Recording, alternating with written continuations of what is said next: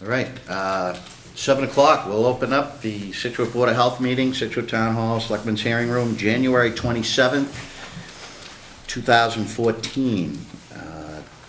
Take a motion to accept the meeting agenda. Second. All those in favor? Aye. Aye. Now we get 10 minutes. I'm going to ask, quick, meeting minutes? Do we have any meeting minutes coming up? Next I meeting? should have them out to you tomorrow. Oh, okay. I owe you 3 more, I think. Yeah, no big deal. I almost have them done today. Sweet. Yeah, tomorrow, Similar. end of the week, and then we'll have them for February 10th, which will be our next Michael meeting. will be back. And Michael will be back. Yeah, that'll work So perfect. that'll be, Yep. Nope, that's perfect. All right, we got 10 minutes, so I'm gonna go to new business. And we have some people here that wanna bring up some new business. You can direct that through me as the chairman. I will call on you. The only thing I need is your name and address for the record. And as I said before the meeting, but I'll say it now officially, we can listen to what you got to say. And we really can't do too much on it because you're not on the agenda, but I'm sure that we can put you on the next meeting's agenda. But if there's a little bit of advice or something we can give, I'm not sure what you're gonna even present, so we'll let you have it. Sure. Great. If I could start, my name is Robert Coleman. Sure. My address is 249 Smith Street in Waltham, Massachusetts. Okay. And I'm here regarding 8 Stanton Lane. The folks with me also own property on Stanton Lane. We received this letter from the Board of Health talking about a complaint received by the board about a sewage discharge from one of the houses on Stanton Lane last summer. Can I interrupt for 1 Yep. second? Stanton Lane, I'm just not familiar with it. Is it in what section? Stone Ave. What's that? Right at Stone Ave. Stone Ave, Man Hill, it's on Man Hill Beach. Oh, okay. Yep. Okay, thank you. I'm some Right. little streets. Yep. Sure. And it's a waterfront area. Okay. It's a barrier beach, stone cobbles mostly. And it talks about the Board of Health having received a complaint last summer about a discharge from one of the houses on Stanton Lane. Okay. Then it talks about apparently the board or its representatives having been there twice during the summer, but nothing was found. Yeah, it would probably be our Director of Public Health, Ms. Jennifer Sullivan. Okay. Yeah. And none of us were ever notified. We're there, we have families. 2 of us are seasonal residents. 1 is a year-round resident. Mm-hmm. I've never heard anything about the discharge or any threat to health or whatever Yeah. related to the situation. Then it goes on to talk about Glades Road and Central Avenue and Humrock and how those properties, along with the beach along Man Hill, Egypt, and other places in Scituate, get hammered by storms. And then it talks about the short distance from the houses to water, to the water, and I assume it's referring to the seashore, Yeah. although there is a wetland area behind the houses as well. Mm-hmm.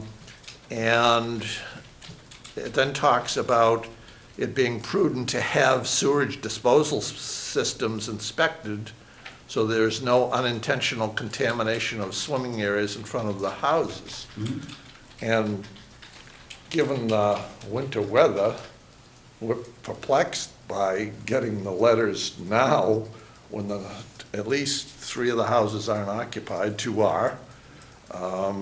And we don't see anybody swimming out there. Once in a while, surfers out pretty Yeah. deep, but. I got the gist of what you're saying, and Yeah. I see the letter. I can't defend the letter because Jennifer's Yep, not here. yep. But the gist of what has happened in the past is, and again, it's referenced certain areas of Scituate have been hit heavy by storms. They have subsurface sewage disposal systems, which possibly could have been damaged. Not knowing that some of the houses have been asked to do a Title V inspection, but it's not a full Title V inspection. The town is not looking to upgrade systems that, yeah. What, Post-storm, so Right. we're trying to fix something, because we had one example where the whole system got wiped out, and it was just a pipe in the ground. And Yep. the owner was like, no, we had the thing done, and he says, oh my God, the whole thing's gone. He says, yeah. So that's where it came from. I don't think at this point, again, I can't defend Jennifer in the letter, but if you're not living in the house, I don't think it's an issue at this time. And that would be something, I think, when Jennifer gets back, you could look at. right, And- and we're in the process, in fact, on January 20th, Peter Spencer, who was actually at the property replacing a water line, we called him immediately when we got the letter and said, gee, Yeah, can you take a look at it? take a look at the septic system, and with that, he uncovered the whole septic system. Yeah. It turned out that January 20th was Martin Luther King Day, and when they called the board's It's on holiday offices, and closed. right, Yeah, it's a federal. a message was left on the answering machine Yeah. that the site was open, ready for inspection if anybody wanted to come. And the next day, we heard that this was inappropriate, that they didn't want to come inspect it because of, I don't know the details. Yeah, I don't know either, and that's gonna Yep. be for another night. And- I'm just trying to give you the yep. rundown of the history and why it's done. Right. We're not trying to, if something got damaged by a storm, the town wants to protect the citizens. Oh, absolutely. And not put too big of a burden on the homeowner, and that's why it's not a full Title V inspection. We're not looking, Okay. yeah, And that's to fail what, anybody. It's just something, Right. if something's catastrophic, then everybody can admit to it, we get it fixed, and that's what we're hoping to do. and that's what we're trying to understand, because it does say later in the letter that under 310 CMR 15.301 subsection 9, you are hereby ordered to have a Title V inspection. Yeah. And so I think what I'm hearing from you is that you're really not talking about a Title V inspection, you're looking more for the post-storm inspection. 99% sure, and again, I can't Okay. speak for Jennifer, and I can't defend the letter, but I'm 99% sure that's Okay. exactly what it is. Yeah. Okay, and on the assumption that when the certified Title V inspector saw it on the 20th, Yeah. and he said everything's in place, doing what it's supposed to be You doing, should be able to write a quick letter. Yeah. and he's in the process of doing it, have the paperwork done, I'm sure. Yeah. And we'll send it along, Yeah. and I'm assuming that will be the end of it. I would assume so too. Okay, Yeah. and I guess just for our own edification too, trying to understand the process, Mhm. do we need, if it were to fail for some reason, and I don't, It would have to be catastrophic again. Okay. Yeah. and so major overwash, the system gets knocked out of place, Pipes are dangling in the, Yeah, out of okay. the side of the beach, that would be catastrophic, all yeah. right, Yeah, the okay. tank gets shifted or moved, or Right. the D-box gets uprooted or Right. something, yeah, that would be Okay. cause for, Okay. for repair, yeah. All We're right. not looking that you have too small of a septic tank, or it's a, just a pit and not a leaching field, that's not what we're getting into, it's to make Okay. sure it's still in the ground and functioning. okay? And how is that process determined? Is that something that the board determines? This sounds like it got triggered by a complaint of probably the smell of sewage. Can I just add to it? Yep, name please and address and, Edward Stanton, 171 Elmwood Road, Needham, Massachusetts. Mhm. And I have a place at 4 Stanton Lane. Mhm. And I think what they're talking about, originally, my grandfather lived in the houses at the other end of the street. They got wiped out in 78. And because sometimes the erosion on the beach goes, up and down a foot or two right, from different storms, that some cast iron pipes were exposed from under the old foundation where it was. And they're just laying on the beach, and then there was one coming down from sort of the hill of the beach a little bit. So you're But they've thinking never- somebody might have assumed that might have been a septic or Yeah, something? that was a septic tank that's dumping out, but those are cast iron pipes that have been there for 100 years. Just as a suggestion, and this isn't coming from the Board of Health, I'd almost next time have somebody, Well, Out of that. Just get 'em out of The there. two of them are just laying there on the beach, not connected to anything. well, that's what I mean, Yeah. take them to the scrapyard. Were you, because you're summer residents, were you aware of any complaints? No, that's Nobody why knocked on we're, the door and said, what's that? No, we're said- we're absolutely said you- puzzled. Oh, Didn't say it's on your property, I think it was further down, because those were where the older houses were, and the ones at this end were around 1950. A lot of times what happens is complaints will come into the office, and then Jennifer, the agent, will go out and take care of those complaints either in person, and then it's taken care of, or she has to send a letter or something else. Now, if there's a gripe between them or anything else, then it comes before the board, and then we take action. Yep. So that's kind of how the gist of it goes, so. Okay. I hope, I want to keep on schedule here, Yep. and sure, please. Can I just say, Yeah, last name. Louise- Name and address, please? Louise, PFUND Fund, 20 Stanton. Mhm. I am a year-round resident, and I'm, I like what you're saying, it makes sense that it would be a post-storm inspection, but basically, I have 30 days left, and if you're wrong, and she comes back and says, it says clearly Title V inspection, otherwise legal action will be taken. Mhm. I understand if it's a post-storm inspection, but that's not what the letter says, and I need to know, what to do in the middle of winter here, because I have 30 days left. I would suggest to call Jennifer when she comes, when's Jennifer gonna be back from vacation? She's off this week and next week, so she'll be back. Yeah, I would send a letter in and just state that, you're aware of the letter and you're gonna work on it, and you'd like to get a meeting with, the agent, and I'm sure she can come out and take a look at the site and give you a little further on. But by all means, Well, can we tell I her? can't say it, but I'm sure an extension would be granted, as long as everybody knows that, hey, I got the letter, we're working towards it, it's in the middle of the winter, the ground's frozen, we're not here to condemn houses, we're not here to hurt people, we're not here to scare people, we just, especially as the Right. summer comes on. we're not And sure with things her being will on happen. vacation and not being able to get in touch with her, and she's the one that sent the letter, we don't want to speak for her, and it'd be best that, Yeah. when she comes back a week from Monday, that would be the best thing Yeah, to do. that's, So can we apply for an extension if need be? I would say so, yeah. I would say, yeah, Okay. I'm sure Alright. that it's extenuating circumstances, especially because you two, there's nobody in the house Right. right now. Yeah. So the septic's not even being Right. used, so it's, Yeah. Yeah. The other thing is, we just got finished plowing all the stones back up to build up the barrier beach, and then the letter came after the fact. My property really didn't get affected, and the septic system wasn't exposed, and it's never been exposed. Yeah. So I'm wondering if I can be excluded from it completely, because it's been perfectly intact, and Peter Spencer pumped it, and again, that's up to her, Yeah. that's up to her. Yeah, But but I I think I mean- got the gist of it, and I hope we we're explained just kinda it. worried, though, if we have to dig out a test hole and everything else, if that's what they're looking for, is that it's opening up the barrier beach, that if there's ever a storm, then it's gonna go right through again. Yeah. Jennifer will work with the contractor, I'm sure, to come up and say, to look at it reasonably. Jennifer's been around long enough, I think she'll understand what's going on. Okay. If your pilings are exposed 20 feet, then we might have an issue. If the stone's right up 5 feet below it, I think she's gonna look at it and say, no, it's not. Looking at an as-built, yeah, your system's here. She'll know, Okay. she'll know. And like I say, we gotta protect the interests of the town, but we're not trying to hurt anybody. Yeah. It's the middle ground, so Okay.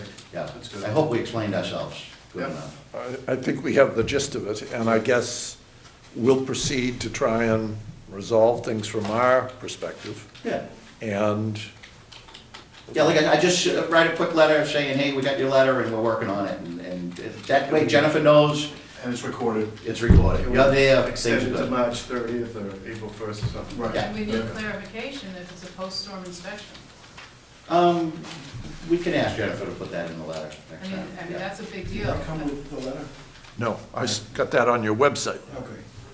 That's a big I difference. resent out the letters with the, With list. this questionnaire?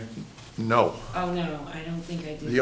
Actually, when it was first sent out, it talks about a list, encloses the list of Title V inspectors permitted in our town, It never came. and it never came with it. I called, and then we got a second letter, and that did have the list, and Mr. Spencer's name was on the list, so, Good. And that's your regular Right. guy, so. yeah, so there's the list that came with it, Okay.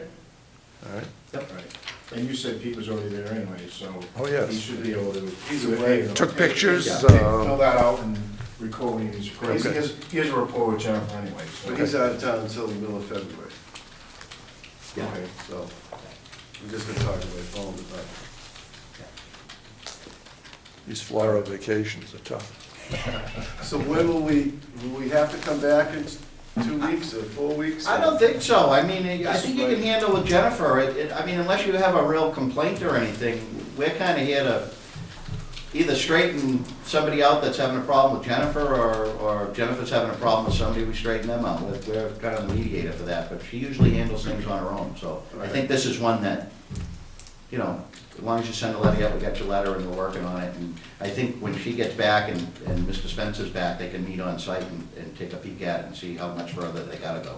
Okay. Yeah. Mary, do you recall how many letters went out for this?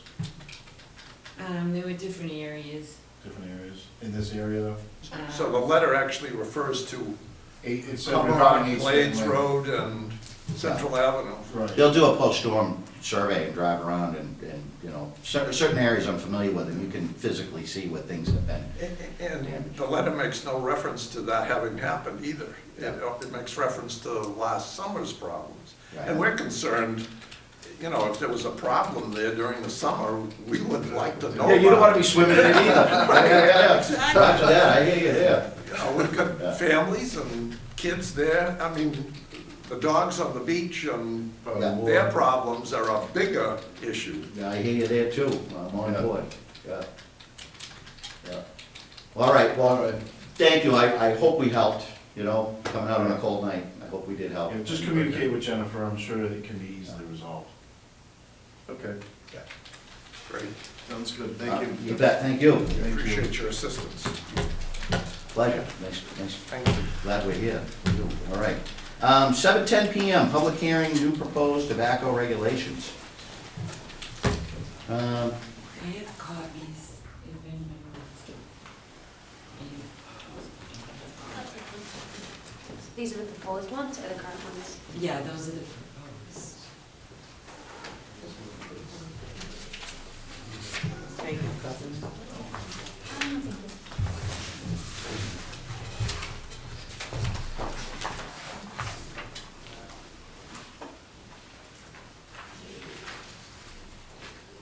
All right, so anyways, the Board of Health has been looking at updating new tobacco regulations.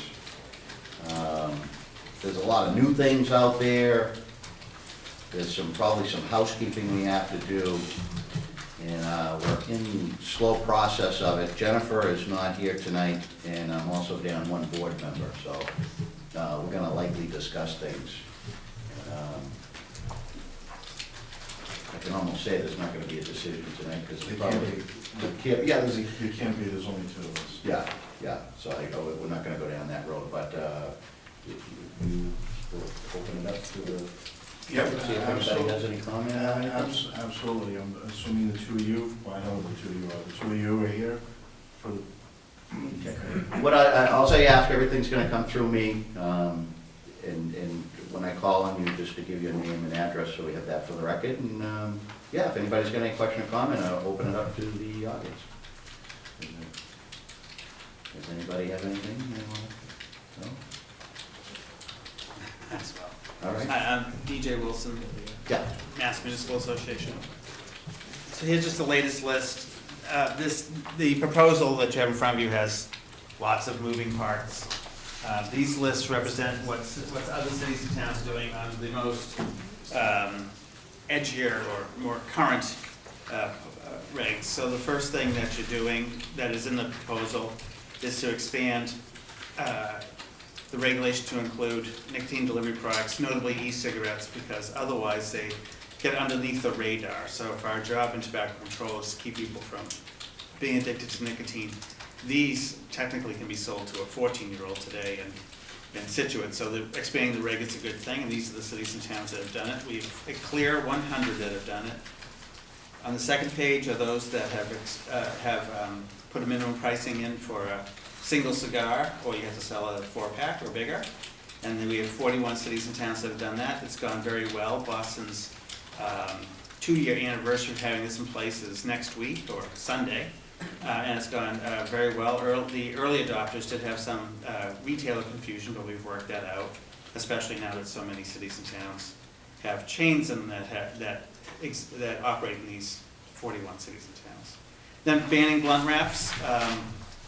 Blunt wraps are a sheet of reconstituted tobacco used primarily to make a marijuana joint.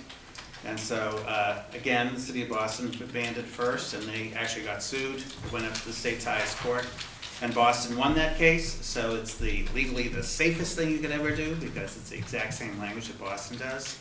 This is something that's usually something that police departments like to see as well, because they know that it's used primarily for masking the smoke and the flavor of marijuana by coming in grape flavors and chocolate flavors and things like that. And then lastly, on the back, the 80 cities and towns that have banned tobacco sales in pharmacies and other healthcare institutions. And that's gone very well, and we've had very high compliance on that. The state has a nice database for pharmacies have to sign up annually for their licensing. And it shows that for Scituate, you have a Scituate Pharmacy and CVS. Right. And so, I don't know if you're a pharmacy, the independent sells tobacco or They independent. do not anymore. CVS does, the independent does not. Right, so you'll see on the list, CVS has had to stop selling tobacco in 155 of their locations, and they've been very good about being in compliance. So thank you. And every time I see this list, it seems to be growing more and more. Yeah. Especially It is. the We've blunt- had the no- blunt wrap one We've, has really grown Yeah. since the last time we saw this list. we've had no let up on local action. I have 3 more meetings this week. That's great. Sean, did you want to? Thanks, guys.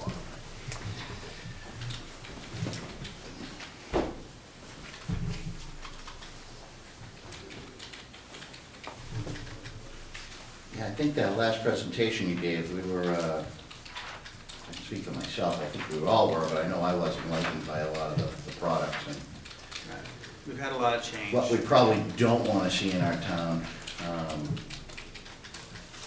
And I have been around in, not all the restaurants in town, I don't have that much time. Sometimes you wish you did, sometimes you're glad you don't. But most of the restaurant owners I've talked to,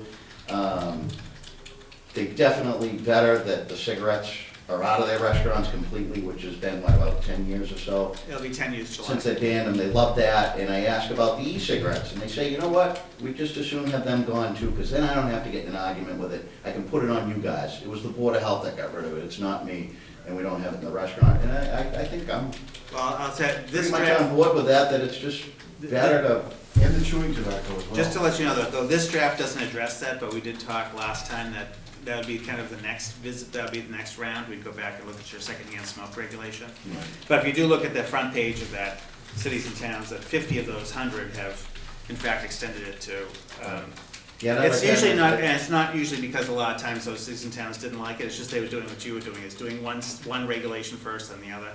Yeah, so the problems that we run into, what restaurants run into is, you know, they have to go verify that it's not a real cigarette. And in that time, they just don't want, they hope that no one lights up a real cigarette when a smoker sees a vapor using an e-cigarette. Now, the third problem is that more and more as this becomes more widespread, people are refilling it on their own with solutions they buy either on the internet or make at home. Yeah, well, that's something they can do at home, and that, So we're then, not gonna go down so then that it gets road. more. That's out of our jurisdiction. It gets more scary to know that somebody next to you at a bar might be vaporizing some solution they made at their house. Right. Yeah. So, Right. so, but I think. I wouldn't advertise that too much, you might give people an idea. Oh, That's kids- something I never would have thought Oh, of. trust me, I learned kids it. have already figured it out. Yeah, Just go to sure. YouTube, you can Yeah. find anything out.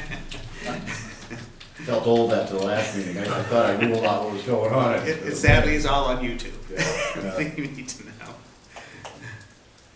Yeah, I think we've got a pretty good working frame, and like I say, without Jennifer here and without our other board member, I don't want to Yeah. get too into detail, and I know something's gonna happen, and it's gonna happen quick, it's just a matter of having everybody here to agree on it. It's bigger than letting 2 board members do it.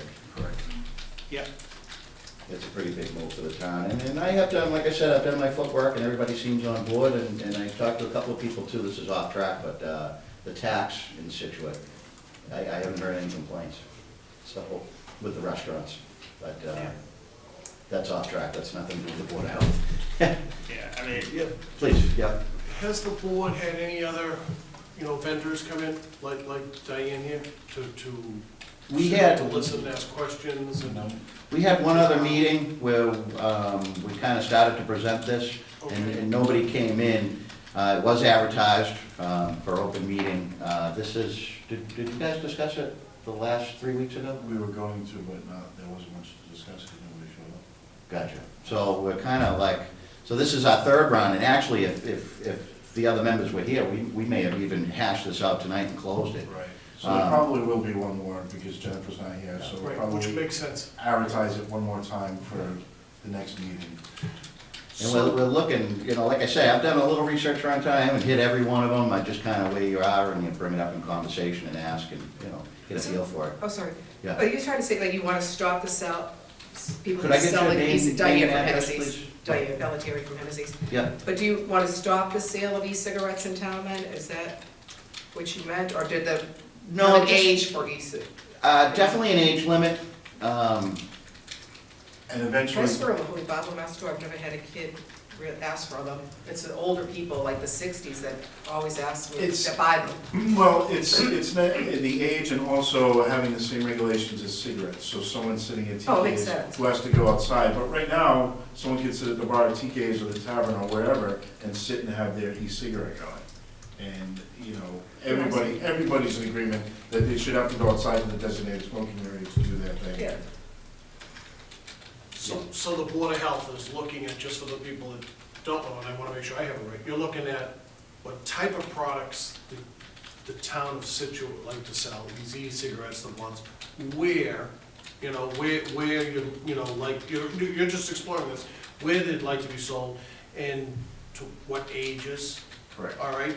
And then also, you might look, certainly not tonight, but where you can use these products, like Steve had just mentioned, whether it's in public establishments or not. So those are all the things you're looking The at. state law states certain things, and I think we'll put the e-cigarettes right in line with that. Right. So That's not in what- workplaces, not in restaurants, not in public places. Right. I don't think, and we can't answer this because it was a brief discussion, but we were talking, it was brought up about beaches and You parks. can't police that. I don't think we're gonna go there. It might be a little too much to police. It would be too much of a burden on. Right, you just can't, you can't police that, because by the time somebody complains about it, you call somebody. There's Too much no area. resources, it's just Right. impossible. That's what I say, right? So, Yeah, that was kind of discussed, and I think both of us kind of got the gist, and. Yes. Yeah. yeah, it's. Something I mulled over for a week or two and says that might be a little too far a little abusive of our power to try and do something like that. Do you have any other concerns? No. Okay. Fine, thanks. And the other thing that was brought up, I don't know if it was mentioned, was there was something with the, with cigars and buying single cigars and the price point of them, and I think that was, we don't know, but I think that was something that was looked at too, that you had suggested. it's in your sample. Yeah. And it comes down, if people are gonna do it, they're gonna do it with things, but it's paraphernalia for, assume it is for drug use, and we can't. We've also proposed, Diane, just so you know, and it wouldn't be on this round, but maybe the next round, as some towns, and maybe TJ can attest to it, there's a lot of towns that are raising their limit to 19 years old. Some have even gone to 20 years old to be able to buy tobacco-related products, only for the mere fact that, and it's not gonna stop it, it's not gonna stop it at the high school. But, these 18-year-olds buy for the 17, 16 years olds, it'll still happen, the 19-year-olds will still come in and buy it for the 18-year-olds. But if it can curb it just that much, we feel that it's for the greater good. So statewide, there's 6 cities and towns, 6 towns at 19. And the theory is that there's very few 19-year-old high school kids. And then 6 at 21. And Needham's been at 21 since 2005. I just wonder how the statistics are there, if they do anything with kids in high school, if it made a difference or it didn't, how the scores are, because we don't have the compliance problem checks, is- and the pro- as we talked about before, but I think the board, I think Jennifer mentioned that we might have got some money in the budget for doing compliance checks, so we may be back on board with that. Right, for the age thing, Needham's just considered as, it's really hard to get data out of a town that size. It's like a pocket. And then the other 5 that went to 21 just did so, like, January 1. Yeah, And then, May 19th, New York City goes to 21. So, the city historically has been pretty good about pumping out data and doing evaluations. We'll see. New York City. They just banned e-cigarettes in public places, in parks too, didn't they? Not in parks, but in indoor play, like where our Right. smoking ban extends to. Right, Yeah, that goes in effect, I think, the same day. same day. It's tough because you hear that argument, well, if you can join up and go to the service or fight for your country, you should be able to have a cigarette. Well, they did something with alcohol. Alcohol's been 21 for a while, and they tried that back in the late 70s, early 80s. Yeah, I don't think- And that brought the alcohol into the schools, and it was a mess. And maybe cigarettes, well, health-wise, it could be a worse impact. I mean, I don't know, where do you draw the line? And it's, I've been wrestling with it in my mind, do you keep it where it is, or do you try and increase it? That's why it's not gonna be on this round of any. I'd say keep your eyes peeled on media attention on New York City. It's a tough debate, because you've got moral issues, and then you got health issues, and liberties, civil liberties, but the Board of Health's not here to defend civil liberties, we're here to be on the health side. It's, Right. it's a tough thing. But, whatever decision we do make, there has been research and thought put into it, so I'm just looking out for the community. Absolutely, and like we said, we'll put another meeting out for another public hearing, so when Jennifer and the third board members here, if there's any more store owners or anybody else that wants to come and voice their opinion, before we make our votes and our decisions. Thank you. Just to. You see where we're coming from with all this? Did you take Yes, anything no, I out of it? understand, because I know, I understand. Yeah. Yeah. Question, Cohasset, Norwell, Marshall, are they, where are they, any idea, Russell, or maybe he can answer? Our neighbor. Cohasset? The age thing did not, I thought someone told me at Cohasset it didn't pass the age. Yeah, Bassett. I'm gonna Bassett defer right while here. back, explored the idea of banning e-cigarettes, and it was a big fiasco in the media, and so they stopped there, but I think they're currently exploring Right. these regulations, and, similar to other neighboring towns, everybody's kind of either exploring or has passed things or has interest, and I'm not sure what particular ones, but they're in the beginning phases. I think Cohasset and Plymouth both have the sample. So we're probably a little ahead of the curve. We'd like to be. Very good. Any other questions, anybody? Say anything? No? Well, unfortunately, I think that's where we're at. Do you have anything? No, Steve, to add? I don't. Hanover did, Sean. I just say that for the businesses, They didn't, obviously. right, they didn't raise the e-cigarettes though, they follow the same as everybody else going outside, making the smoking designated area. But no, there's only a handful, as he said, that have raised the age, and that's, as Russell said, that's a civil, moral, everything question that, do you do it or do you not do it? Either way, kids we know are gonna get their hands on them no matter what. But as DJ said, the theory is that there's not many 19-year-olds that can get to the 18-year-olds, like now there's 18-year-olds that that is going there because, the kids, they're still smoking in high school, so And I that's the think theory at least. right, and a lot of the theory at this point in time, the best place to look for any evaluation is on the alcohol side of it. So in theory, and I'm sure this plays out, I'm sure you find studies that talk about it. So raising alcohol 18 to 21 at least raised those 3 younger years that kids could get alcohol, right? So if alcohol could get by 15, 16, 17-year-olds, raising the age 3 years made that cohort much harder for them to get their hands on alcohol. For tobacco though, if that holds true of tobacco, the good thing is that those people who typically start smoking at that age group are more addicted and stay on tobacco much longer. So I mean, the industry has, studies about this. The later someone starts smoking, the earlier they'll quit. The earlier and easier it is for them to quit. And so if if the one good thing that can happen with 21 is that you actually then make it nearly impossible for kids under 15 to get their hands on cigarettes again. I think 21's out of the realm here would be my guess. Right, that's what that's what we'll find out. Needham's on an island somewhere. But that's what we'll find out with, when New York does their evaluation. Right. Yeah, it'd be interesting. I'm not closed-minded to it, I'm open-minded to it. I see the philosophy to it, and, but, if it's legal, it's just tough to. And this is not, Away from an official pushed policy by DPH. Right. Yeah. So, but, all right, very good.